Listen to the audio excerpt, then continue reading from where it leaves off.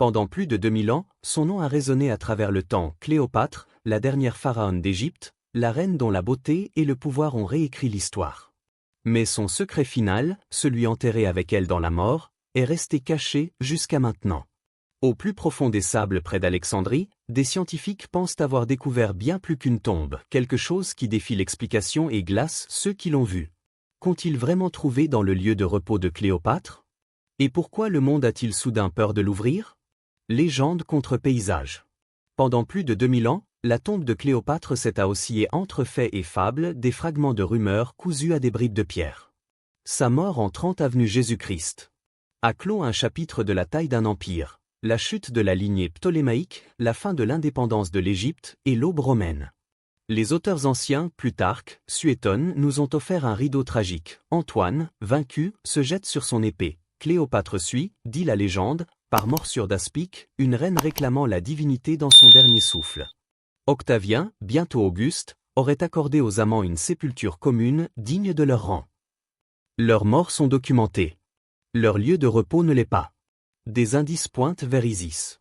Cléopâtre se présentait comme la nouvelle Isis, et les textes classiques font allusion à une tombe près, ou dans, un temple dédié à la déesse de la magie, de la maternité et de la résurrection. Pour les Romains, elle était une sirène, pour les Égyptiens, semi-divine. Une sépulture dans un sanctuaire d'Isis serait plus que de la mise en scène. Ce serait de la théologie, renaissance par le mythe et le rite.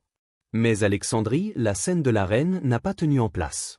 Fondée par Alexandre, la ville brillait autrefois de colonnades, de promenades et de la bibliothèque la plus célèbre du monde.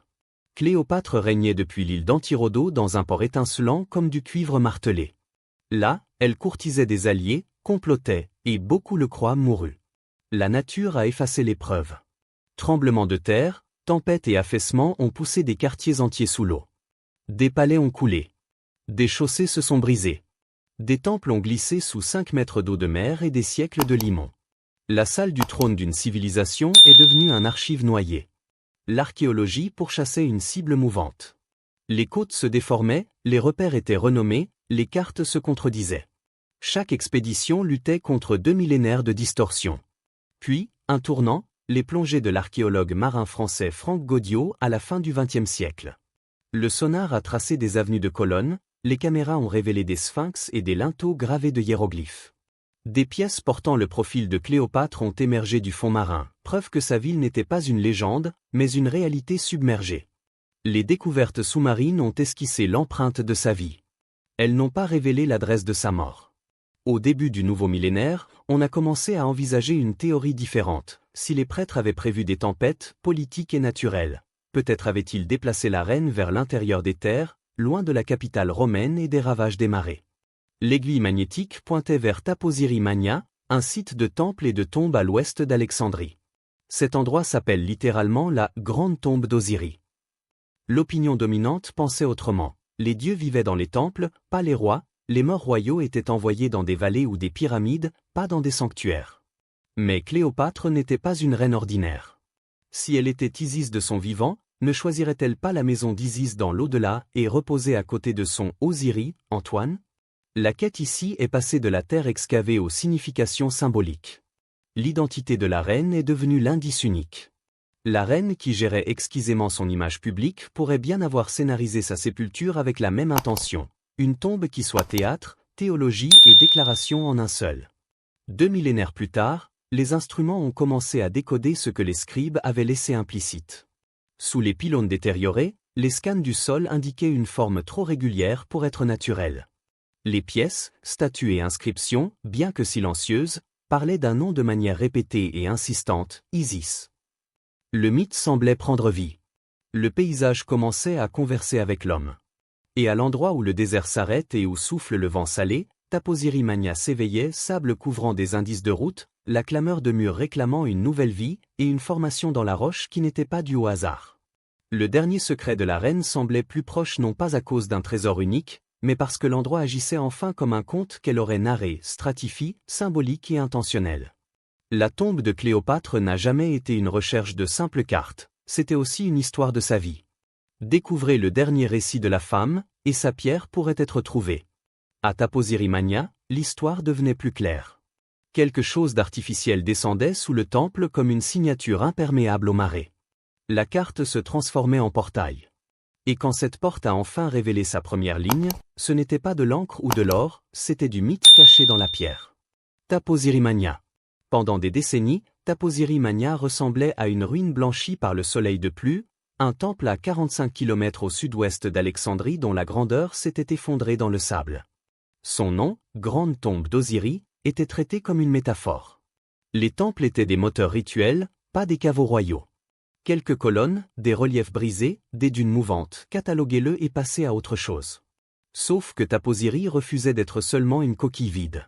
C'était un palimpseste, écriture grecque et égyptienne partageant les murs, architecture hellénistique entrelacée avec des motifs pharaoniques. Un endroit qui ressemblait à la thèse de toute une vie de Cléopâtre, deux mondes fusionnés par dessein.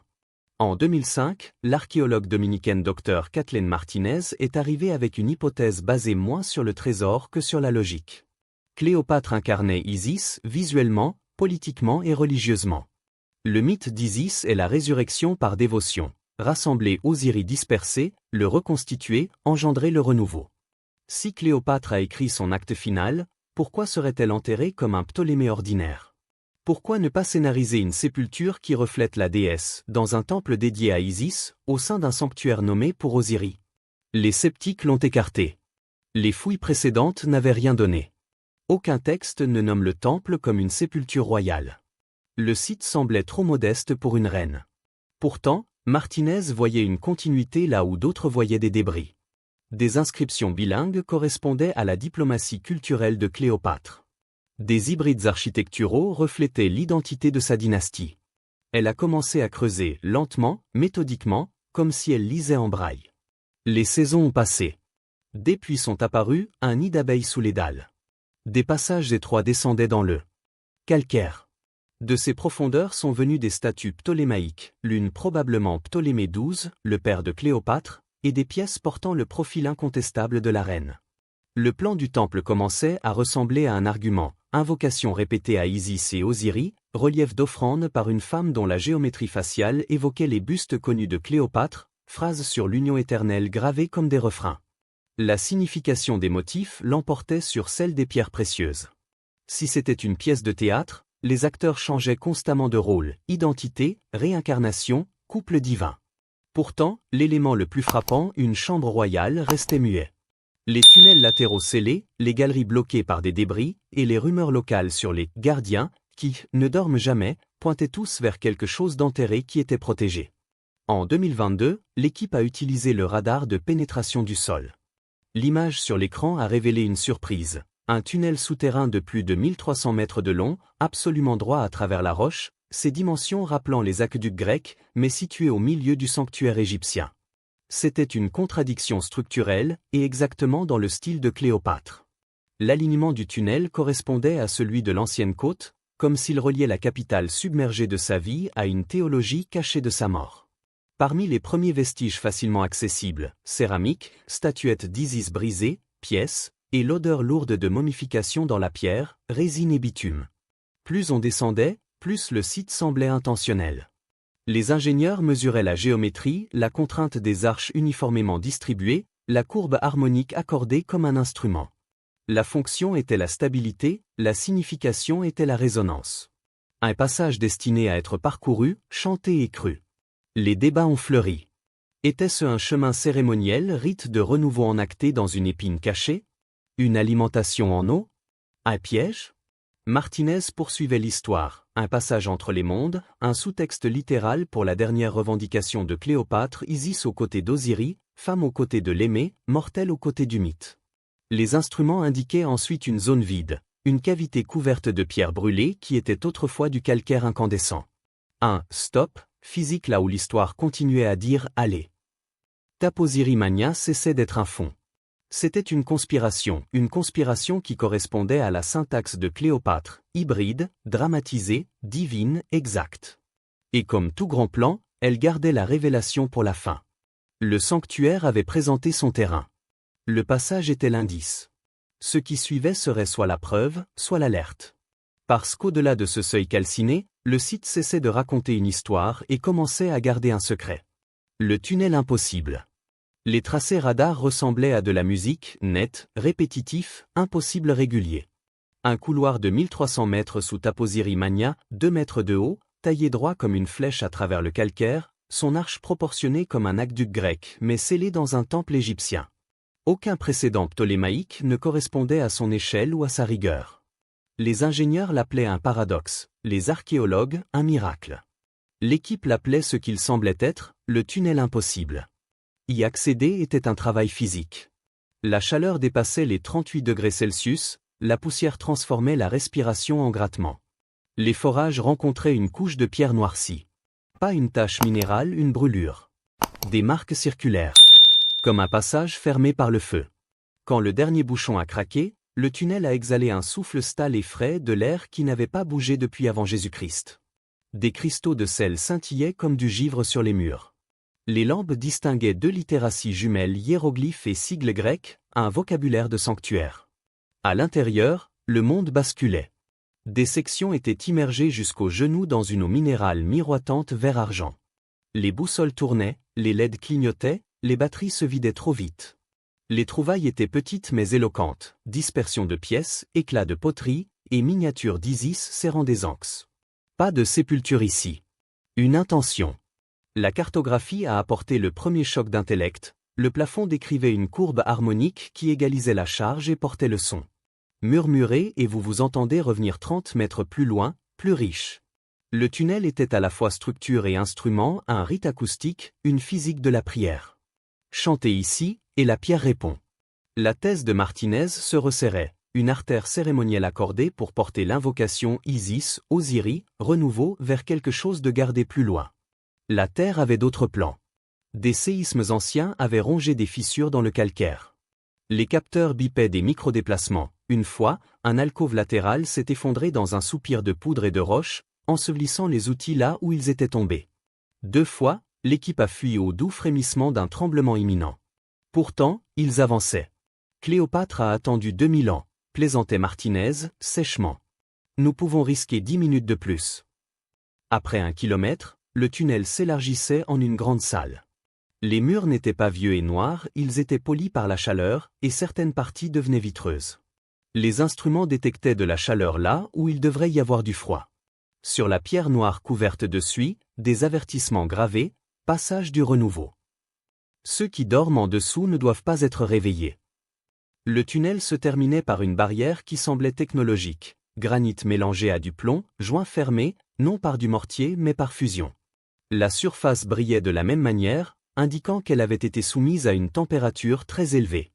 Les scans non invasifs étaient à la fois insatisfaisants et irrésistibles. Derrière le seau se trouvait une chambre de la taille d'une salle.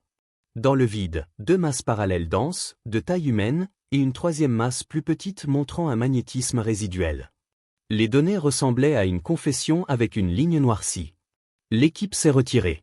À la barrière, l'air bourdonnait, si doucement qu'on le sentait plus qu'on l'entendait. Un opérateur a même affirmé avoir commencé à sentir des cendres des heures après la ventilation du lieu. Un autre a posé sa main sur la pierre et a dit doucement, pourtant calmement, que cela ressemblait à un animal endormi. Était-il en train d'halluciner? Probablement. Néanmoins, la relation de l'équipe au silence avait changé avec le tunnel, accordé comme il l'était. Le silence ici n'était pas vide. Il était chargé. La distinction entre architecture et intention devenait floue. Qui étaient les bâtisseurs qui utilisaient le feu comme sceau? Qui parmi le clergé avait une telle maîtrise pour composer la musique d'un couloir comme une harpe et ensuite fusionner une entrée? Et qu'est-ce qui se perd, au contraire, se libère quand on abat une barrière qui n'était pas destinée à être ouverte mais à être une forteresse? Les données répétaient monotonement la même chose, géométrie, chaleur, inscription et magnétisme, procédé, mais à vos risques. Et périls. Ils ont donc effectué la brèche, lentement, par étapes, et avec documentation. Et la question a d'abord changé de « Où est Cléopâtre ?» à « Pourquoi était-elle si soigneusement cachée ?»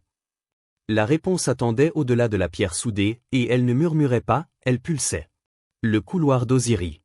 Le mur a cédé dans un frisson, pas un crash, pierre se détachant de pierre comme un vieux souffle. Au-delà, des marches descendaient dans l'ombre, bords usés comme touchés par le temps lui-même. L'équipe descendait dans un ruban de carving, le couloir d'Osiris où les reliefs racontaient l'ancienne histoire en couleurs exquises et épuisées, Isis trouvant Osiris, l'arme enfantant le Nil, main cousant la mort à la vie. Tous les quelques mètres, le même hiéroglyphe revenait comme un battement de tambour, Renaissance. En dessous, en grec et démotique, une ligne acérée. Perturbez l'union et vous déséquilibrez la vie et la mort. Martinez voyait ce que l'architecture voulait montrer. Ce n'était pas une salle, c'était un catéchisme. Le mythe personnel de Cléopâtre, Isis incarnée, refondu en géologie. Si elle reposait ici, c'était comme doctrine et spectacle, reine et déesse et théorie faite pierre. Plus il marchait profondément, plus l'espace plaidait pour un couple à son extrémité, pas un monarque solitaire, mais deux liés dans une grammaire cultuelle. Des chambres latérales le prouvaient. Dans l'une, une momie avec un scarabée d'or sur le cœur, versets incisés sur la carapace, une théologie portable. Dans une autre, un masque funéraire en or martelé au contour grec, un pont littéral de visage.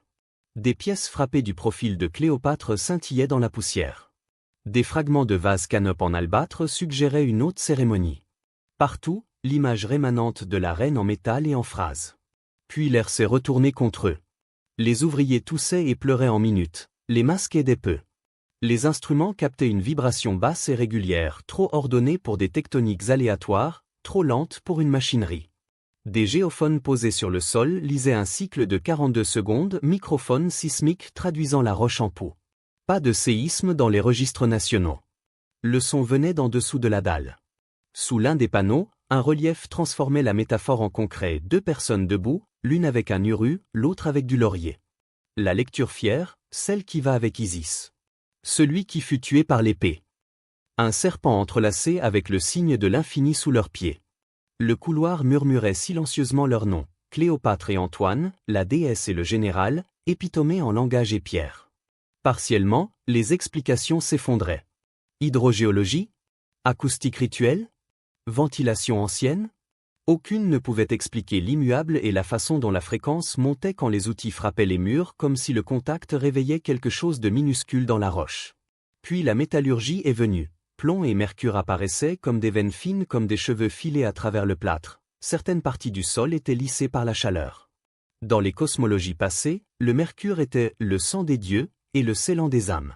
Ici, il semblait comme une barrière conçue, une alchimie délibérée pour contenir.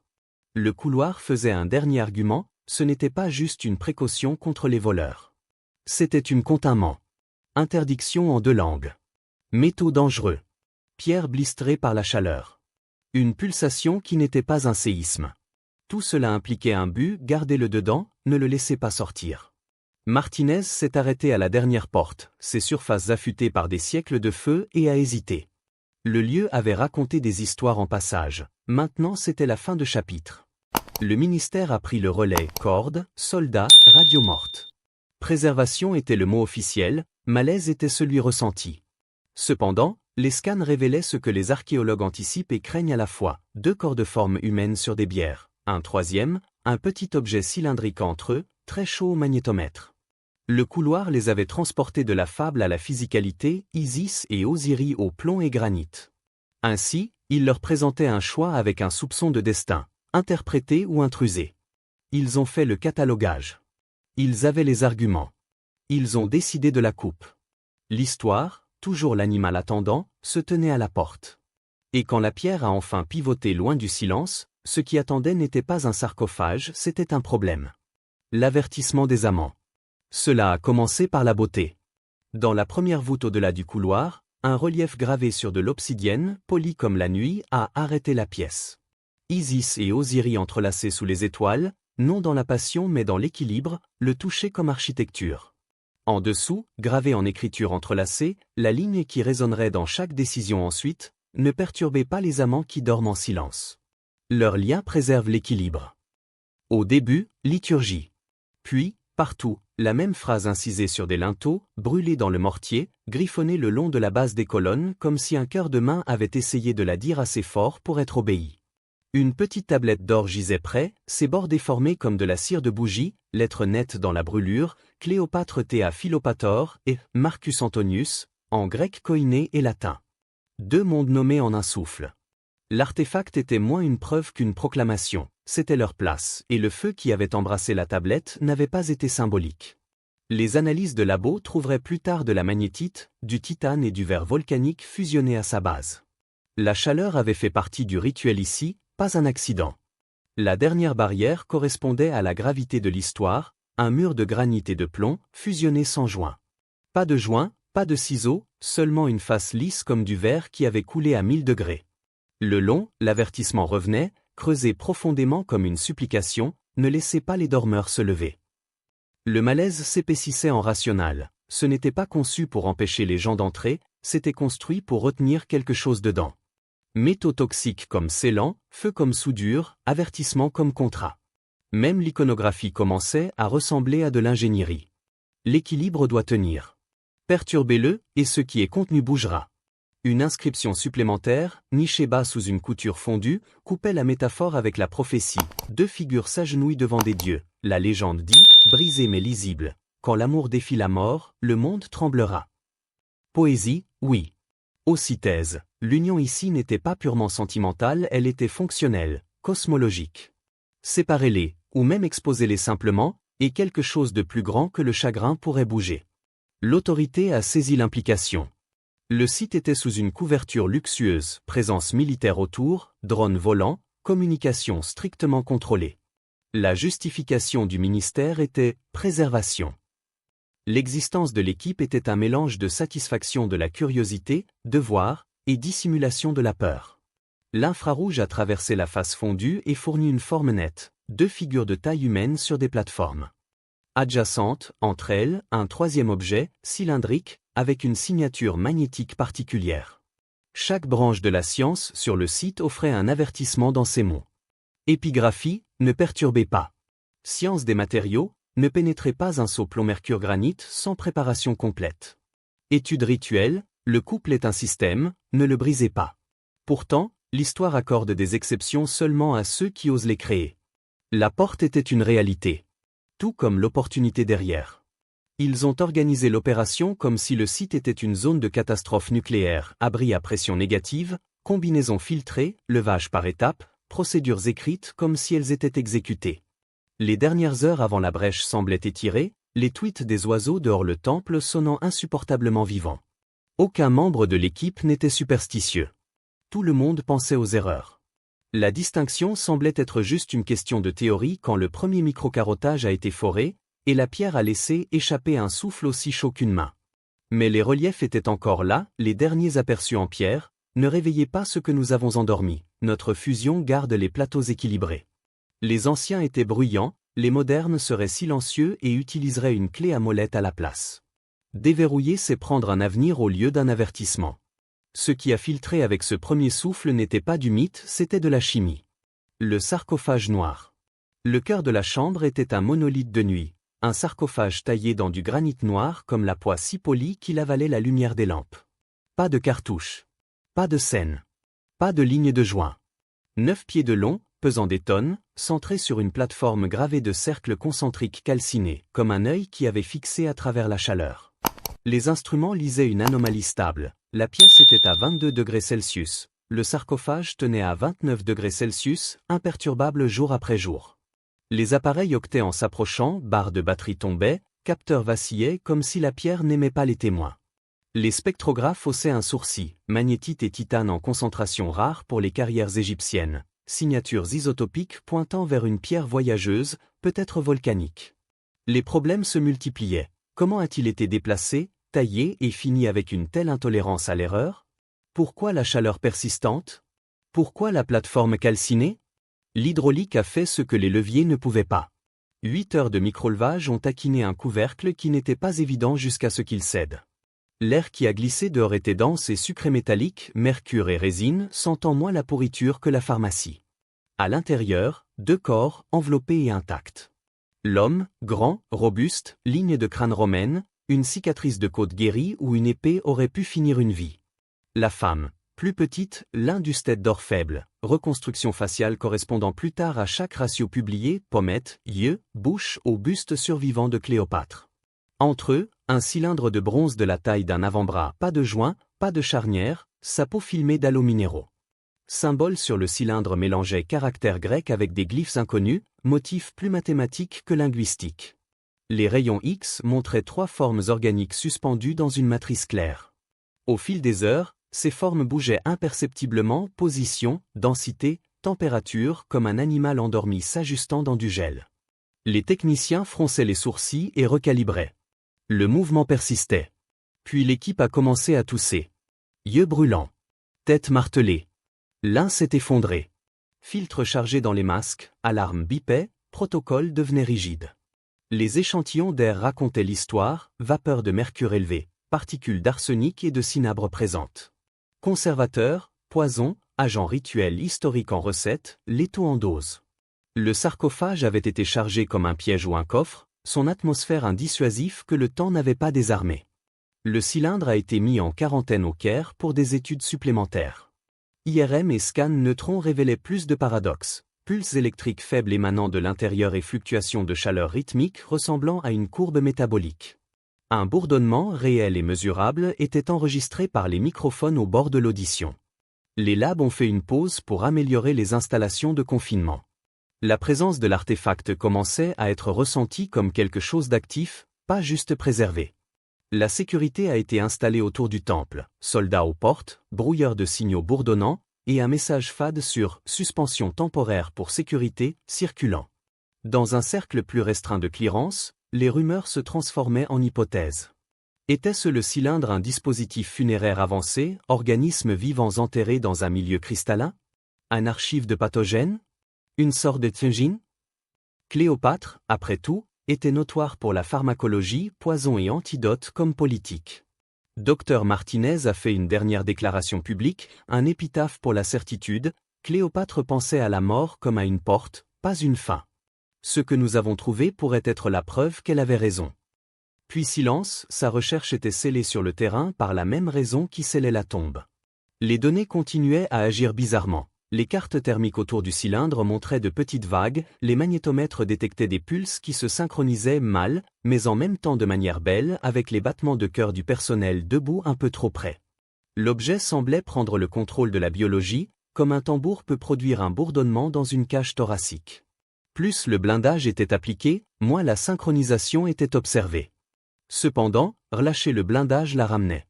Après 2 millénaires de recherche, non seulement une tombe mais un appareil était trouvé. Présence de chaleur où on s'attendrait à un gel profond, chose vivante où on s'attendrait à l'inaudibilité, toxines qui pouvaient encore mordre, un dispositif qui répondait encore à l'atmosphère. Et si la tombe était un système, le bronze en son centre était l'interrupteur. Pandore en bronze. À bout de bras, le cylindre semblait simple bronze, lisse, marqué de microgravures qui attrapaient la lumière comme de l'eau. De près, il refusait la catégorisation. Pas de joint. Pas de bouchon. Pas de charnière. Scan laser lisait un alliage erroné pour l'Antiquité, bronze lacé d'iridium et de tellure, élément trace étranger aux pratiques égyptiennes ou romaines connues. Modèle de densité disait qu'il pouvait résister à une pression que les labs modernes peinaient à simuler. Sous lumière polarisée, la surface réfractait en bande hors de la vision humaine, comme s'il avait des opinions sur quelle longueur d'onde garder. Tomographie cartographiait un intérieur comme un globe de neige, 3, et organique suspendu dans un milieu cristallin. Sur des runs de 12 heures, les capteurs enregistraient de petites surges de chaleur et de charge, cycle trop précis pour la décomposition, trop doux pour des machines. Un tech a dit la chose tranquille à voix haute, il respire. Personne n'a ri. Imagerie neutron glitchait, données cascadaient en fractales récursives, une image se pliant en elle-même. Puissance baissait. Magnétomètre sautait un pic assez sharp pour étourdir l'équipement proche. Quand le lab s'est calmé, un faible tremblement de son pendait dans la pièce, ressenti dans les sinus plus qu'entendu. Les théories couraient la quarantaine. Un dispositif funéraire préservant du tissu au-delà du temps? Un archive de pathogènes?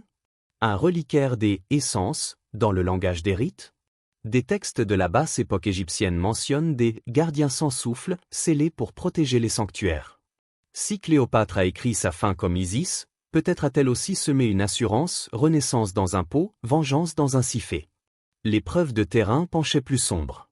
L'air tiré de la chambre funéraire contenait des spores qui refusaient les antibiotiques, organismes ni proprement bactériens ni fongiques par taxonomie moderne, construits pour survivre dans des niches riches en mercure et pauvres en oxygène. Vie hybride avec un talent pour attendre. Si le cylindre contenait des échantillons de corps, de microbiomes, d'agents rituels, nous ne lisions pas juste l'histoire. Nous la touchions. À la 3e semaine, le personnel du lab rapportait des symptômes, toux, fatigue, maux de tête étranges malgré les protocoles. Contintement montait d'un cran. Puis les microphones captaient un nouveau son, un cliquetis intermittent à l'intérieur du cylindre qui ne corrélait pas avec les systèmes du bâtiment, les pas ou le bavardage du lab. Capteur thermique enregistrait une légère hausse dans les oscillations internes, encore sûr, encore petit, maintenant incontestablement rythmique. L'État a agi vite. Taposiri Mania a été placé sous protection militaire, brouilleur de signaux créait une zone silencieuse, backup cloud de l'excavation allait et venait comme une bougie. Au Caire, le cylindre a été transféré dans une pièce isolée avec vide, plomb et protocole. L'étiquette du dossier changeait de « artefact » à « dispositif ». Le nom murmuré hors dossier était plus irrespectueux, Pandore.